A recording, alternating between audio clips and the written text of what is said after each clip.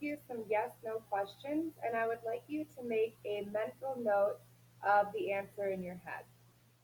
Do you regularly use an alarm clock to wake up? Do you feel tired when you wake up? Is your first action in the morning to drink some coffee?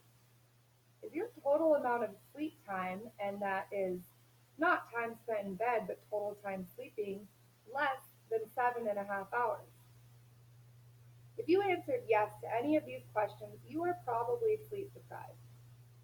I am here to convince you all today that you should start prioritizing getting enough sleep every night. And for the vast majority of people, that means 8 hours.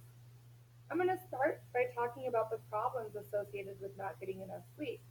Second, I'm going to talk to you about how you can start making sure to get enough quality sleep.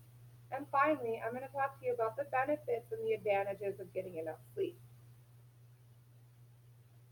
So, as you can see from this map here, if you are sleep deprived, you are not alone. This map shows by state the percentage of adults that report short sleep. You can see here in California that 31 to 35% of adults report short sleep. Sleep deprivation is especially problematic because we have no way to catch up on sleep. There is no storage system where we can use some later like we have with fat. Um, Actually, the World Health Organization and the Center for Disease Control have declared sleep deprivation an epidemic in industrialized nations. In um, in the notes from a 2004 technical meeting on sleep and health, the World Health Organization explains that sleep deprivation raises blood pressure, it triggers stress hormones, and it lowers your immune system. Actually, just one night on 4 hours of sleep lowers your killer T cell count by 70%, and those are the cells that are responsible for fighting invaders in the body. Sleep deprivation lowers your ability to handle stress and regulate emotions. There is, as you can see from this graph here too, people who are short on sleep are much more likely to have these various health conditions, and that's the percentages in blue versus the people who report adequate sleep, which is shown in green here. And so there's links to diabetes, heart disease, obesity, depression, and other diseases. Sleep deprivation affects productivity and focus. It is insidious because when you are sleep deprived, you may not realize that you are. It's sort of like somebody who is drunk and thinks they're okay to drive. The World Health Organization explains that there are more accidents caused by drowsy driving than drugs and alcohol combined. You can see from this graph here that the less sleep you have, the more likely you are to get in a car accident. When you're sleep deprived, you are less productive. You're more likely to choose the easier task, more likely to get in a work related accident at work, and your ability to stay motivated and concentrate are lower. So, how do we get enough sleep? In his 2019 book, Professor Why We Sleep Unlocking the Power of Sleep and Dreams, Professor Walker explains some ways we can get quality sleep. He suggests building a sleep schedule so we wake up at the same time every morning and go to sleep at the same time every night. He suggests avoiding afternoon caffeine because about half of it will still be in your system by nightfall. It's a good idea to turn off screens about an hour before bed, and when the sun sets, put them on night mode so that we don't have that blue light. And blue light from screens is what suppresses the hormone melatonin, and we actually like melatonin at night because it helps us to feel sleepy. It's also a good idea to avoid sleeping pills because those limit our deep sleep and our REM sleep, which are important to wake up feeling rested. It is up to you all to build the habit of getting good sleep so that it becomes second nature and effortless. It's up to you all to arrange your lifestyle in a way that allows sleep to be a priority.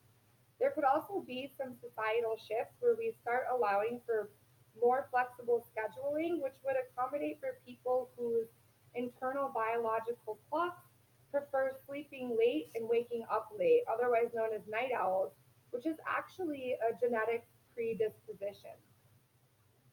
Getting enough sleep is the most cost effective thing you can do for your health. It is free and there are no side effects. You may have less time to do other important things, but the long term effects more than make up for it. There are many benefits to getting enough sleep.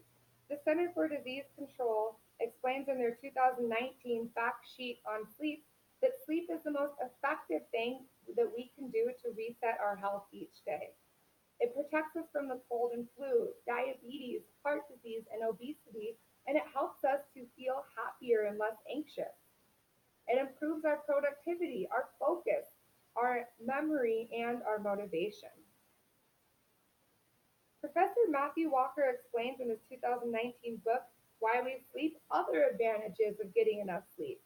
He says that it improves athletic performance and reduces the risk of injury. As you can see from this graph here, the less sleep athletes get, the more likely they are to be injured.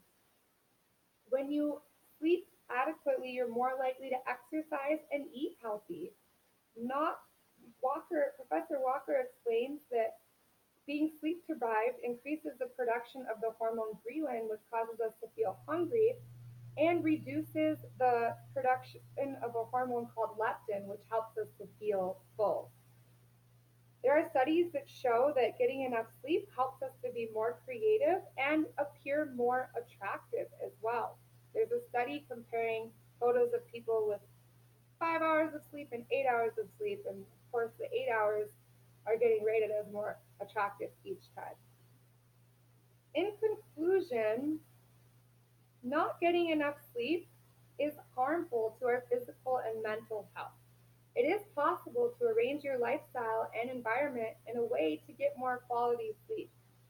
And if you do so, getting enough sleep, if you start getting enough sleep, it will improve your health and productivity and has many other advantages as well. Everyone should start prioritizing sleep, aiming to get about 8 hours of sleep a night. Getting enough sleep is not a luxury, it is vital to our well being. I challenge you all not to accept low level exhaustion as your normal. Try it for 1 month.